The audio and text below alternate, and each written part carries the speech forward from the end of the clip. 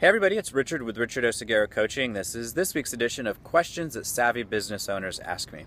So I just completed Module 3 of the 4 modules of Be Connected, and I really have to say this is one of my favorite programs that I've done to date, because we're talking about how to become a conscious connector, and really the connection between body, mind, spirit, and how the heart, your heart chakra, intersects all 3 of those points of connection. So I call it the 4 points of connection, and it's really beautiful, really fascinating work that we're doing. And the next time I have this program, I do hope that you jump on board, because it really will make all the difference in you becoming a confident, conscious connector. So one of the things that I wanted to share with you is a great way to practice active listening. It's probably how you've heard of it. I like to call it conscious listening. So this is when we're in a conversation with someone, really taking in what they're saying, really hearing them, really listening to them without an immediate intention to reply. That's the art of listening. Listening, taking in information without waiting to have your turn to say something. So a way to practice this is through this acronym.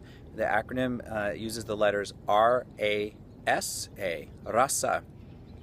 If you know anything about Sanskrit, which is the oldest language in the world, ancient language, rasa is a really beautiful word that means the essence of, or the juice of something, of a creative work. It could be of anything really, but it's the essence, the juice of. So that word's just really powerful for me, and I like it as this acronym. So the R stands for receive. When you're listening to someone, can you really just receive the information that they have for you without trying to reply, without negating it, without having a judgment against it, just receiving it?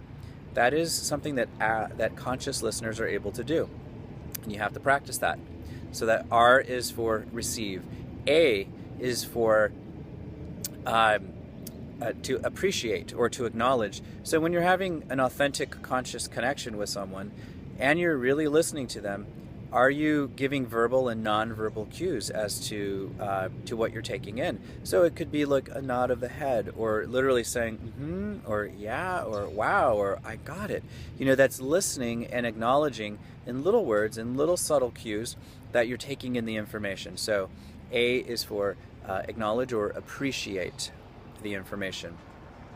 S is for summarize. So once the person is done speaking, then you can say back to them a summary of what you heard.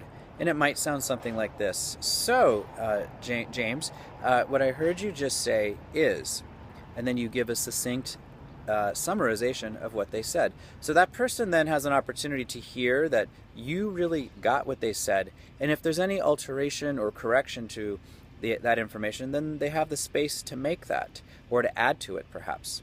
So S is for summarize. And then the final A is for ask. So at the end of that, when you know and your partner knows that the information has been shared clearly, then you might ask a question about that information to further clarify it, to help you, because maybe you have a question about it. So asking a question based on what you have just summarized is a powerful way to then take the conversation to a deeper level.